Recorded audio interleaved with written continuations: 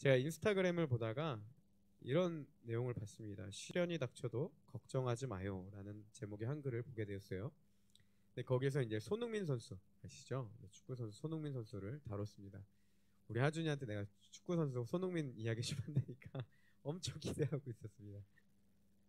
하준 한다.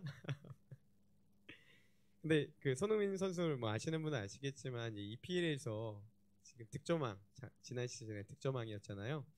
근데 이제 최근에 뭐 리그에서 7경기, 그다음에 뭐 챔스에서 1경기 동안에 득점이 하나도 없었습니다.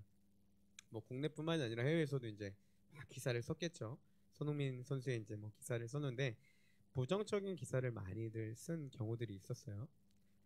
그래서 뭐 손흥민은 이제 경쟁력이 없다.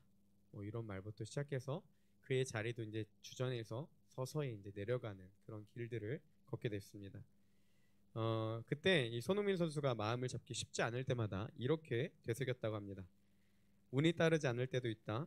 그러기에 걱정하지 않는다. 이런 상황은 나를 더 강하게 만들 것이다. 여전히 발전해야 할 부분이 있다. 그러니까 이제 선발에서 교체 선수로 점점 막 기회를 잃어갔지만 자신이 할 수 있는 것에 최선을 다했다라고 이제 인터뷰 때 그런 내용을 이야기를 했습니다. 그리고 이제 얼마 전에 아시죠? 이제 18일에 레스터 시티와 경기가 있었고 교체 선수로 출전을 했습니다. 네, 무려 13분 만에 3골이나 넣으면서 해트트릭을 달성했죠. 경기 후 손흥민이 선수가 이렇게 인터뷰를 했습니다. 시즌 초반 힘든 시기를 보냈다. 솔직하게 말해 좌절하기도 했다. 올 시즌에 운도 약간 따르지 않았다. 하지만 열심히 노력했다. 항상 팀을 위해 최선을 다했고 그 점이 나를 강하게 만들었다. 이렇게 인터뷰를 했습니다. 그리고 이 글을 쓴 저자가 이렇게 글을 마무리했어요. 시련을 겪을 때마다 사람은 더 성장한다. 좌절하지 않고 더 노력해 끝내 이루려는 마인드로 살아가야 된다. 내가 나를 포기하지 않으면 기회는 얼마든지 있다. 이렇게 마무리를 했습니다. 이런 마음가짐, 손흥민 선수와 같은 마음가짐과 또 시련을 끝까지 견디면 우리 안에 반드시 좋은 날이 온다. 이런 마음가짐은요, 무엇보다 그리스도를 믿는 우리 믿는 자들에게 꼭 필요한 마인드가 아닐까 보면서 그런 생각들이 많이 들었습니다. 여러분, 그리스도에는요 고난이 피할 수가 없습니다. 아니 어쩌게 보면 믿지 않는 자들보다 더 많은 고난을 경험하는 자들이 그리스도인입니다. 근데 이 고난을요 잘 이겨내면 우리는 더욱더 큰 성숙의 자리로 나아갈 수 있다라는 겁니다. 고난이 왔을 때 이 반응을 의인과 악인에 대한 반응을요 시편 1편에서는 이렇게 이야기를 합니다. 3절 4절을 보면 이렇게 기록되어 있습니다. 철을 따라 열매를 맺으며 그 잎사귀가 마르지 아니함 같으니 그가 하는 모든 일이 다 형통하리로다. 4절에 보면 악인들은 그렇지 아니하며 오직 바람에 나는 겨와 같도다. 3절 한번 보여주시겠어요? 먼저 의인이 고난이 왔을 때입니다. 여러분 시냇가에 심은 나무가 철을 따라 열매를 맺는데요. 여러분 이건 무슨 말이냐면 그 나무도요 겨울이 올 때가 있다라는 겁니다. 그죠? 잎이 무성한 가을의 아름다운 결실, 철에 따라 맺는 결실도 맺을 때가 있지만 풍랑이 있는 겨울도 온다라는 거예요. 근데 그럴 때마다 어떻게 합니까? 철에 맞게 열매를 맺는다. 그리고 잎사귀가 마르지 아니함 같고 마지막에 뭐라고 설명합니까? 의인은 고난이 왔을 때에도 하는 모든 일이 다 형통한다라는 겁니다. 자, 이에 반해 똑같은 상황에서 악인은 어떻게 하냐? 악인들은 그렇지 않다. 어떻게 되냐면요. 오직 바람에 나는 겨와 같다. 그러니까 쉽게 날아가는 겨와 같이 고난의 때에 쉽게 무너지고 흔들리고 넘어진다. 이렇게 이야기를 하고 있습니다. 우리가 계속해서 사도행전을 보고 있습니다. 여러분 이 초대교회의 모습을 보면요. 우리가 흔히들 초대교회는 부흥하는 교회, 성장하는 교회, 뭐 되게 이렇게 이상적인 교회라고만 인식을 하지만 그 내면을 보면요. 항상 끊임없는 고난이 있었습니다. 사도들이 맨 처음에 복음을 전한다는 이유로 위협을 받게 됩니다. 막 믿는 자들이 막 베드로가 5,000명이나 설교할 때 믿는 기적이 일어났을 때 사람들이 이제 복음을 전하지 못하도록 계속해서 위협합니다. 그들이 자신이 가지고 있는 권위로 위협하고 심지어 옥에 가두는 일들이 일어나죠. 무엇이 문제였냐? 말씀을 전하지 못하게 된 상황이 왔다라는 거예요. 그 위기가 왔을 때 어떻게 했습니까? 사도들은 하나님께 기도했습니다. 뭐라고요? 담대히 하나님의 말씀을 전하게 해달라고. 그때 어떤 일이 일어납니까? 그들의 모임 가운데 성령님이 충만하게 역사하시고 그 후에 그들이 담대하게 예수 그리스도를 전하게 됩니다. 그러자 어떤 일들이 일어나냐? 하나님의 말씀이 더욱 왕성하게 나타났다라고 표현하고 믿는 자들이 더 늘어났다. 이렇게 설명을 하고 있습니다. 그 다음에 또 위기가 옵니다. 이제는 그 내부의 위기가 오는데요. 많은 믿는 자들이 늘어나니까 구제 사역을 하는데, 그러니까 돕는데, 가난한 자들 돕는 사역의 교회 안에서 일어나는데 이 히브리파 유대인들과 헬라파 유대인들이 갈등이 오죠. 그래서 어떤 문제가 생겼냐? 이전에는 사도들이 구제 사역도 하고 말씀도 전했는데 사람들이 늘어나니까 이제 이 구제 사역을 성도들에게 맡겼는데 문제가 생긴 거예요. 그럼 다시 누가 해야 됩니까? 사도들이. 그럼 어떤 문제가 생기냐? 구제 사역을 담당하다 보면 말씀을 전하는 일들이 당연히 소홀해진다라는 것이죠. 그래서 사도들이 제안하죠. 우리가 이 일 때문에 말씀과 기도하는 걸 쉴 수 없으니 너희들 가운데 성령 충만하고 사람들에게 칭찬받고 인정받는 7을 택하라고 합니다. 그 7 사람들이 신실하게 세워지자 교회는요 다시 하나님의 말씀이 더욱더 왕성하게 전해지고 믿는 자들을 더하게 하시는 하나님의 축복을 누린다는 겁니다. 그래서 더욱더 성장하는데 끊임없는 위기 또 나타납니다. 이 스데반이 복음을 전하자 순교하게 되는 일들이 일어난다는 거죠. 그리고 이것을 시작으로 교회 안에 큰 위기가 옵니다. 그게 오늘 본문에 나타나는 말씀의 내용입니다. 사람들이요 이제 교회를 박해하기 시작했어요. 특히 이제 사울, 우리가 흔히 아는 바울이 이 교회를 신랄하게 박해했습니다. 그로 인해 어떤 일들이 일어났습니까? 교회의 모든 사람들이 흩어지게 됐어요. 뭐 구체적으로 좀 더 얘기하면 히브리파 유대인들은 괜찮았는데 문제는 뭐냐? 이 헬라파 유대인들, 그러니까 흔히 말하는 디아스포라, 그죠? 흩어진 유대인들이 예루살렘 성에 교회에 모일 수 없고 다 흩어지게 되는 일들이 일어났다는 거예요. 그러니까 교회가 모이는 일들에 위기가 온 것입니다. 3절의 말씀에 보니까 세번역 성경으로 보면 이렇게 설명하고 있습니다. 그런데 사울은 교회를 없애려고 날뛰었다. 그는 집집마다 찾아 들어가서 남자나 여자나 가리지 않고 끌어내어 감옥에 넘겼다. 그러니까 남녀노소 가리지 않고요 다 잡아서 감옥에 가두는 일들이 있었다라는 겁니다. 이 위기 가운데 이후에 초대교회에 어떤 모습이 나타났겠습니까? 우리가 감히 한번 예상해 볼 건데 여러분 위기가 있을 때마다 그 위기를 견뎌낼 때 초대교회에 어떤 일들이 있었다고요? 부흥이 있었다고. 그쵸? 큰일 났다. 다시 설명해야 되나? 그러면 우리가 어떻게 대충 예상할 수 있겠습니까? 이것만 잘 이겨내면 더 큰 하나님의 부흥과 은혜가 있겠다라는 걸 유추해낼 수 있겠죠. 예상대로 여러분들이 모두 다 예상하신 것처럼 그 일들이 일어납니다. 4절에 보니까요. 우리 함께 같이 읽어볼까요? 4절 말씀을 읽어봅시다. 시작.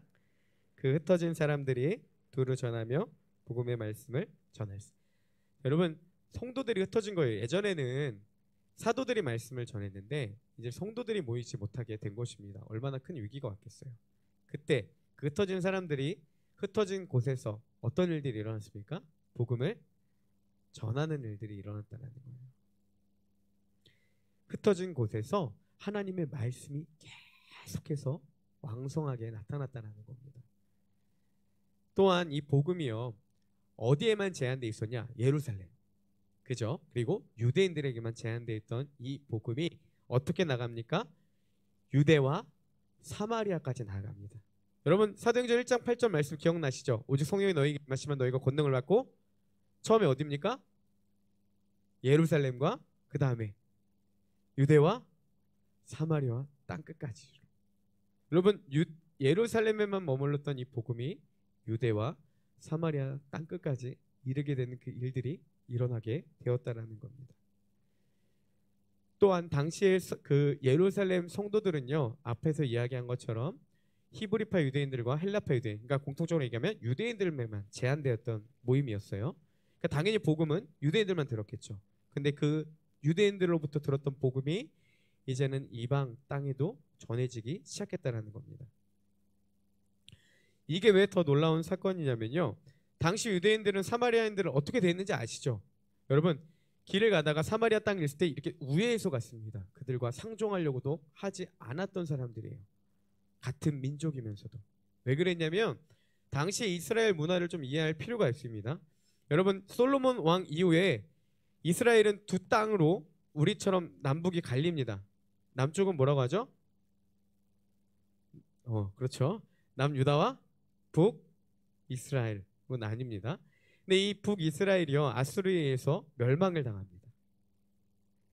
그러자 이제 이 멸망을 당하고 북이스라엘의 지도층들이 이제 여러 곳으로 이제 끌려가게 돼요. 그리고 이제 사마리아 땅에 어떤 일이 일어나냐면 이 아수르의 관리들과 백성들이 그쪽에 머물게 됩니다. 그리고 이제 같이 살게 돼요. 그럼 어떤 일이 일어나냐면 이 그 뭐라고 하죠? 그 같이 이렇게 섞이게 됩니다. 그러니까 결혼하고 자폰이 일어난다고 해야 되나?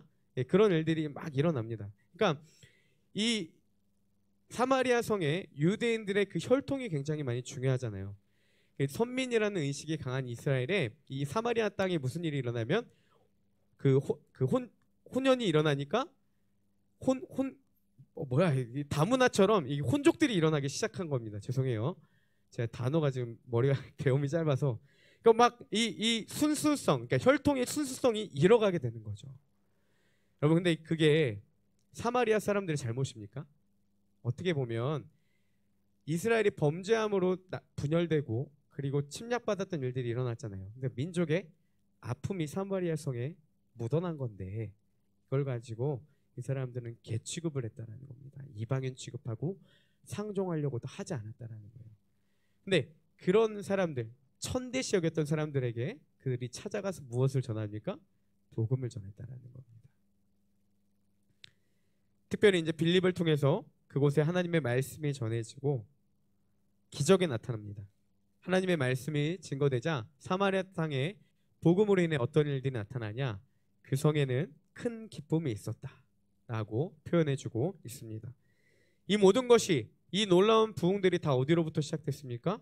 교회에 고난이 왔을 때, 그 고난을 잘 이겨낼 때 더욱 큰 하나님의 역사가 교회 가운데 있었다라는 것입니다.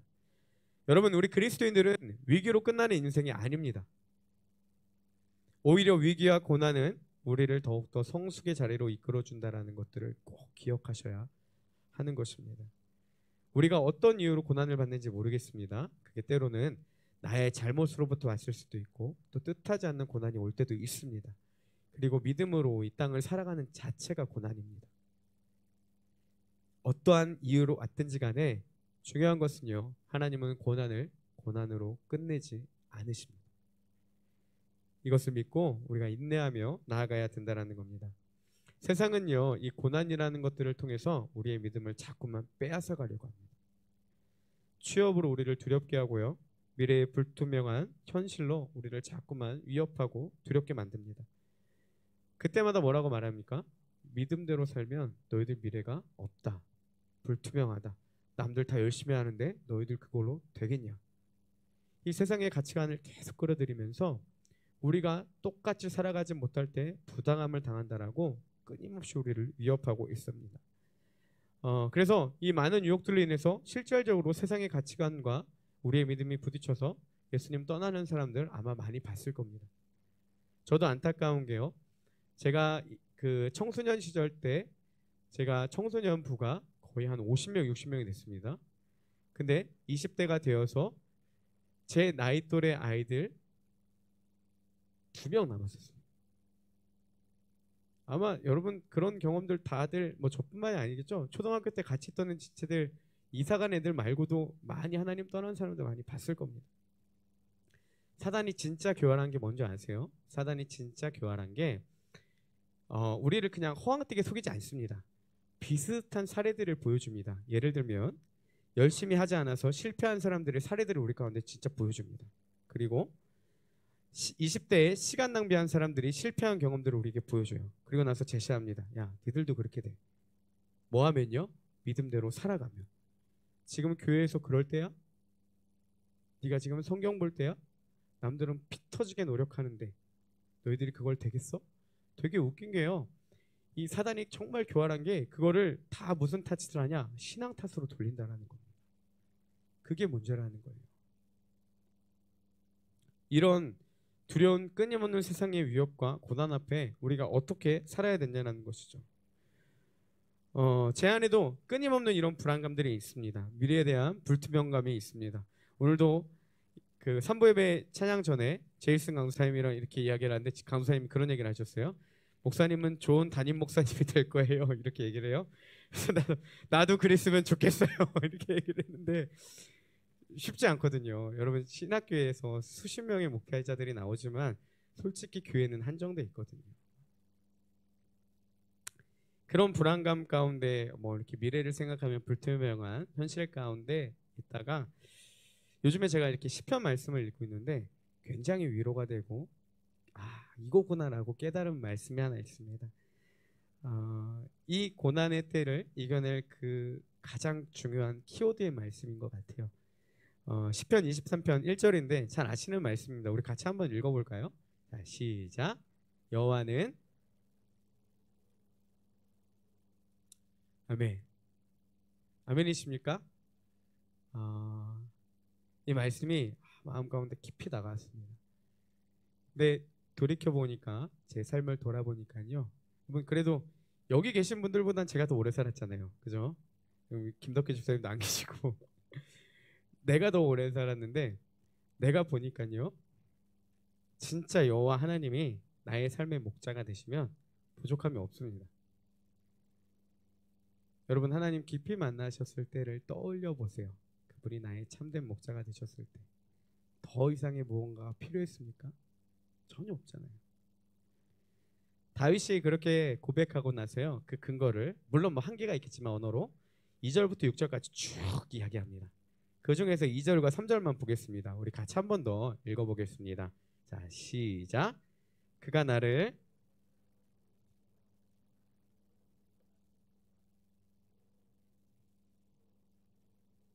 의의 길로 인도하시는 도다. 아멘. 다윗이요 여호와가 나의 목자이시기 때문에 내게 부족함이 없다 이렇게 고백한 이유는 무엇이냐? 주님이 나를 푸른 풀밭으로 의의 길로 인도해 주시고 또 쉴만한 물가로 힘들 때에 어려운 일을 당할 때에 또한 우리의 쉼이 되게 해주시고 우리의 영혼을 소생시켜 주신다는 겁니다. 우리의 영혼에 힘이 되어 주시는 분을 알고 다윗은 경험했기 때문에 뭐라고 이야기합니까? 여호와가 나의 목자가 되실 때 목자이시니 내게 부족함이 없다라는 겁니다. 주님이 나의 선한 목자가 되신다라는 확신이 드니까요. 그 주님이 나를 선한 길로 인도해 주시는 분이라는 확신이 내 안에 딱 새겨지니까 필요가 없더라고요. 걱정과 염려, 두려움들이 영향이 전혀 없더라고요. 아까 얘기했죠. 목사님 좋은 담임 목사님이 될 거예요. 글쎄 모르겠어요 라고 내가 나를 봤을 때는 이야기를 하지만 주님이 나의 선한 목자가 되신다라는 것들을 신뢰하니까 되고 안 되고가 중요한 게 아니라 하나님은 나를 가장 좋은 길로 인도해 주시는 분이라는 신뢰가 생긴다라는 겁니다. 그러니까 더 상관이 없더라고요. 아무리 생각해봐도요. 나를 괴롭히는 걱정과 염려 그거 이길 만한 것들 내 안에 하나도 없습니다. 그렇지만 주님이 나를 인도하신다. 그 주님이 모든 염려 속에서 나를 건지신다. 이 말씀을 붙잡고 이 확신이 내 안에 있으니까 그 환경이 부딪힐 때마다 이렇게 고백합니다. 어쩔 주님이 내 목자 되시는데.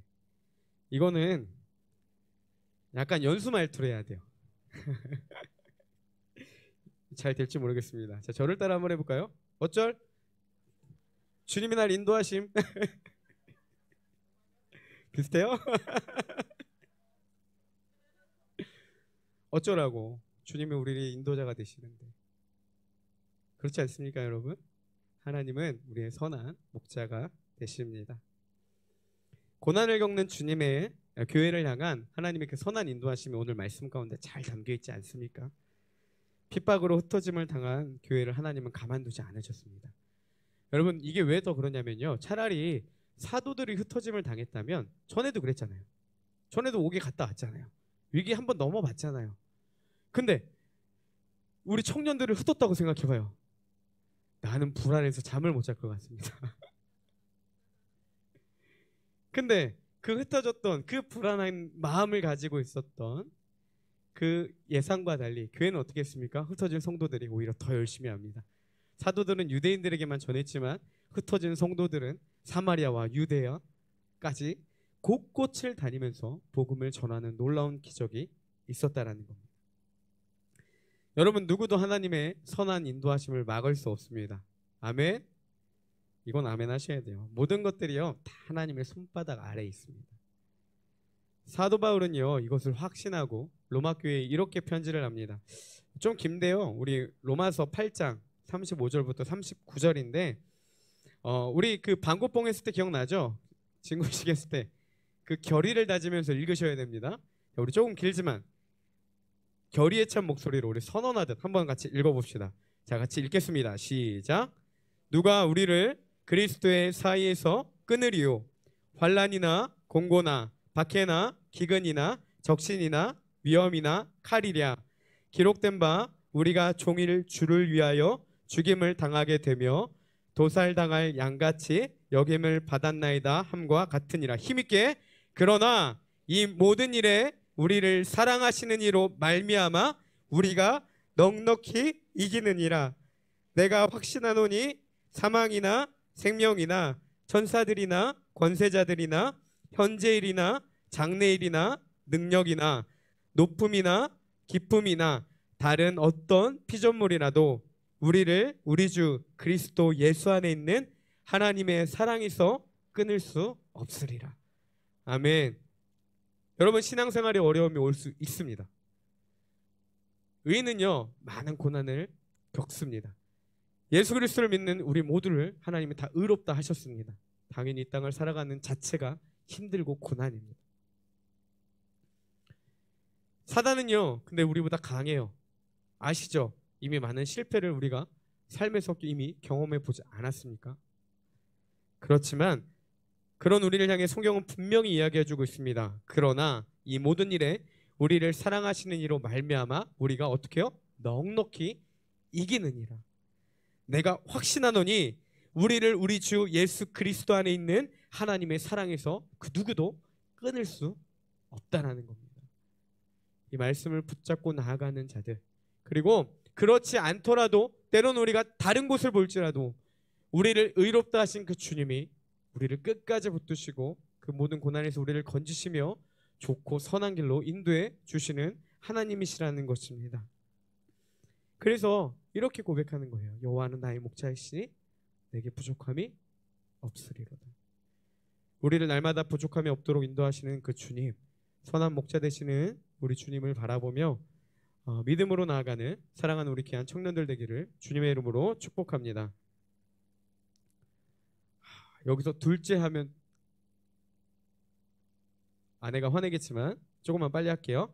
자, 두 번째, 오늘 말씀 제목입니다. 뭉치면 죽고 흩어져야 삽니다. 초대교회는요 모이기 힘쓰는 교회였습니다. 그죠? 마음을 같이할 성전에 모이기 힘썼고요, 함께 모여 떡을 떼며 교제를 나눴습니다. 자신의 물건들을 팔아 도움으로 그 안에는 어떤 일이 일어났냐면 가난한 자가 하나도 없었다라는 성경은 기록하고 있습니다. 그러니까 내 물건을 팔아서 가난한 자들 필요에 따라 채워주는 그 놀라운 역사가 초대교회 안에 있었습니다. 근데 이들에게 한 가지 문제가 있었어요. 무슨 문제입니까? 지들끼리만 모였다는 거예요. 그죠? 유대인들끼리만 복음을 듣고 자기들끼리만 모여서 나눴다라는 것입니다. 여러분, 하나님이요 이들을 흩으셨습니다. 사단이 교회를 멸망시키기 위해, 잔멸하기 위해 사도 바울을 통해서 교회를 핍박한 것으로 보이지만 결과적으로 어떻게 됐습니까? 하나님이 그들을 흩으셔서 복음을 전하게 하셨다라는 겁니다. 교회 공동체는요 끼리끼리 공동체가 아닙니다. 모여서 영성훈련만 하는 곳이 아니에요. 모여서 하나님의 은혜를 경험하고 훈련되었다면 이제 흩어져서 각자의 삶에서 나아가야 된다는 겁니다. 모여서 영성훈련만 하는 곳이 교회라고 한다면 여러분, 교회는요 산골짜기에 있어야 됩니다. 머리 깎고 들어가서 훈련을 받아야 되는 곳이 교회가 돼야 돼요. 근데 교회는 여러분 산골짜기에 있습니까? 물론 기도원은 있겠지만 대부분의 교회는 다 도심 속에 있죠. 그게 무엇을 말하겠습니까? 우리는 세상에 들어가 영향력을 나타내는 자들이라는 거예요. 우리끼리 예배드려서 하나님의 깊은 임재를 경험하고 하나님의 은혜를 나누었다면 우리는 각자 자리에 흩어져서 예수 그리스도의 복음을 증거해야 되는 자들이라는 것입니다. 그래서 예수님 우리에게 말씀하십니다. 너희는 세상의 빛이라.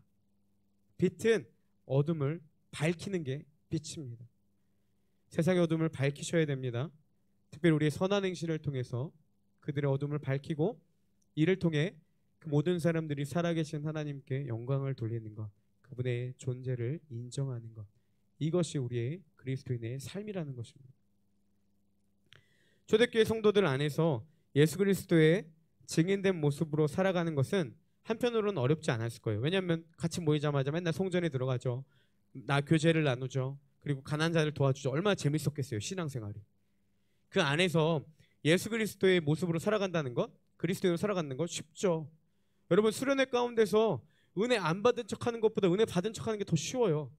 실제로 그게 더 많이 받고, 그렇죠? 여러분 뭐 특별하게 초신자들이나 아니면 뭐 이렇게 마음이 없는 사람들 아니면 웬만한 사람들은요 다 수련회 오면 은혜 받습니다. 거기서는요 그리스도인의 모습을 나타내기 쉽습니다. 교회 안에서는요 그리스도인의 모습으로 살기가 쉬워요. 근데 중요한 건 뭐냐? 흩어져 봐야 진짜 증인인지 아닌지를 알 수 있다라는 것입니다. 스데반은요 자신을 핍박하는 사람들 앞에서도 그 환경과 상관없이 얼굴이 천사와 같았더라. 다시 말하면 예수 그리스도의 증인된 모습을 나타냈습니다. 흩어진 성도들은 어떻게 했습니까? 거기서 주눅드는 게 아니에요. 가는 곳곳마다 복음을 전하는 능력이 나타났다는 겁니다. 다시 말하면 곳곳 흩어진 곳에서 예수 그리스도의 증인된 모습이 나타났다는 겁니다. 여러분 내 삶의 모든 영역에서 예수 그리스도의 증인됨이 나타나고 있는지 우리가 돌아보는 시간이 되기를 소망합니다. 여러분 들어오실 때 태신자 카드 모두 다 받으셨죠? 작정 카드. 지금 나눠주면 되나요? 자, 이제 태신자 작정을 할 텐데요. 그렇게 결단했으면 좋겠습니다. 제가 봄에는 이렇게 얘기했습니다. 여러분 전도는 교세 성장이 아니라 뭐예요? 신앙 성장이다. 오케이, 그렇게 얘기했죠? 끄덕끄덕이라도 해주면 내가 좀 나을 것 같아. 오케이. 여러분 왜 그렇게 얘기했습니까? 내가 예수 그리스도를 믿는 자라고 선언하라고. 내가 예수 그리스도를 믿는 자들하고 선언하라고. 태신자들에게. 그래서 내 신앙의 제한을 받고 내가 거기서 그리스도인으로 살아가기 위해 힘쓰기 위해 제가 전도해야 된다. 이렇게 이야기를 했습니다. 자, 오늘은요 또 다른 겁니다. 내가 예수 그리스도의 증인된 모습으로 살겠다라는 그 결단이 우리 가운데 있기를 소망합니다. 여러분 내 삶의 영역 가운데서 예수 그리스도의 증인된 삶이 나타나게 해달라고 적은 사람들을 위해서 내가 그곳에 살아가는 내 삶의 영역을 위해서 기도하며 행축을 준비했으면 좋겠습니다.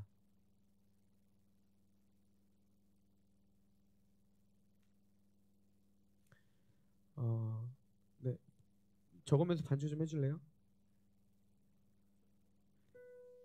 네, 여러분 뭐 과거는 과거일 뿐입니다. 앞으로가 중요합니다.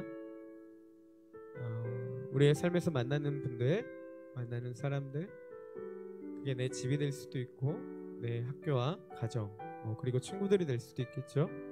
그들 가운데 전혀 구분되지 못한 삶을 살았다면 하나님 앞에 돌이키는 시간 되기를 원해요. 그리고 그렇게 다시 결단하며 나아가는 시간 되기를 바랍니다. 이름을 적는 곳곳마다 하나님 내가 이 사람 안에서 그 사람과 함께하는 영역에서 예수 그리스도의 증인된 모습이 나타나길 원합니다. 그렇게 기도하시며 준비하는 행축되기를 소망합니다. 잠깐 시간을 드릴게요.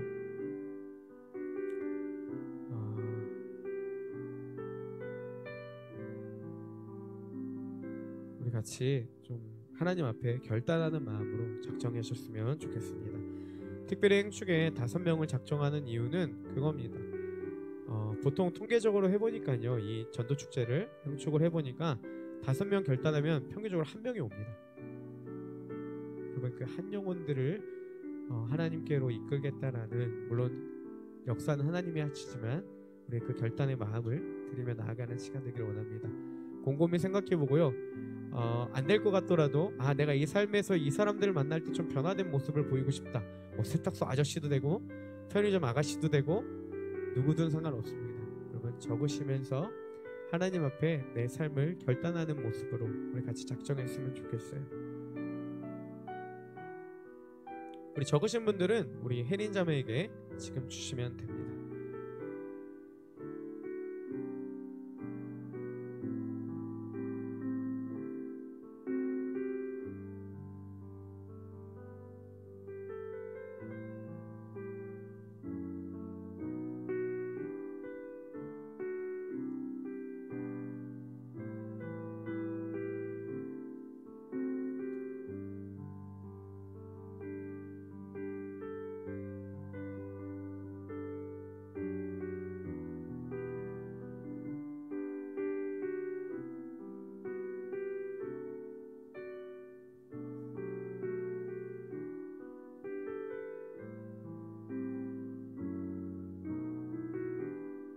적으시면서 제가 광고 하나 못하겠는데 이것만 나눌게요. 그러니까 안내위원은요 매주 로테이션으로 돌아가는데 혜린 자매가 고정으로 해줍니다. 그러니까 혜린 자매가 같이 도와줄 테니까요, 같이 해서 이렇게 한 명씩 매주마다 안내위원을 해주시면 되고, 기억 니은 순으로 돌아가겠습니다. 그리고 이제 헌금위원도 똑같습니다. 그래서 매주마다 전주에 광고가 되니까 자기의 이름 꼭 확인해 주시고 예배로 같이 함께 섬기며 세워나가는 공동체 되기를 원합니다. 그러니까 꼭 자기 이름 있을 때 잘 확인해 주시기 바랍니다.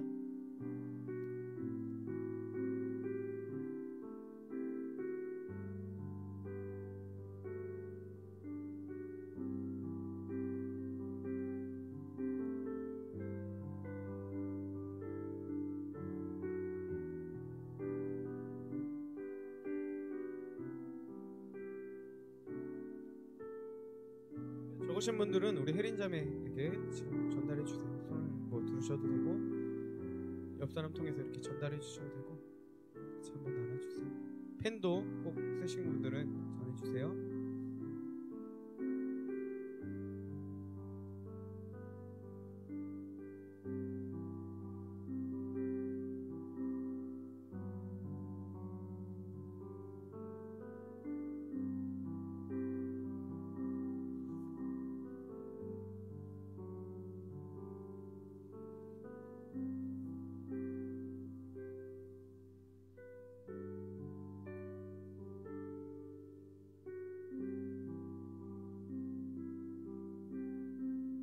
우리 아직 다 못 적으신 분들은 제가 다음 주에 한 번 더 작정을 하겠습니다. 그리고 적으신 만큼만 이따 갈 때 우리 혜린 자매에게 제출해 주시면 되겠습니다. 우리 펜이랑 같이 나눠주시면 될 것 같아요.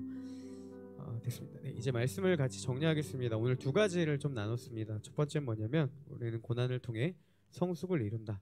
그 고난을 어떻게 대하겠습니까? 하나님 우리를 선하게 인도해 주시는 분이라는 것, 이거 믿고 낙심하지 말고 불투명한 미래를 이성적으로 계산하는 것이 아니라 선한 목자 되시는 하나님, 우리에게 부족함이 없는 그 주님을 믿음으로 나아가야 된다.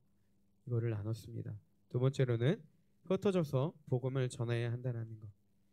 여러분, 내가 정말 성령 충만한 사람인지 예수 그리스도의 증인된 모습이 나의 삶 가운데 나타나는지 다시금 돌이켜보시고, 무기력한 그리스도인의 모습이 아니라 우리가 모든 삶의 영역이 이 초대교회의 성도들과 같이 가는 곳곳마다 예수 그리스도의 증인된 모습이 나타나는 우리 청년들 되기를 주님의 이름으로 축복합니다.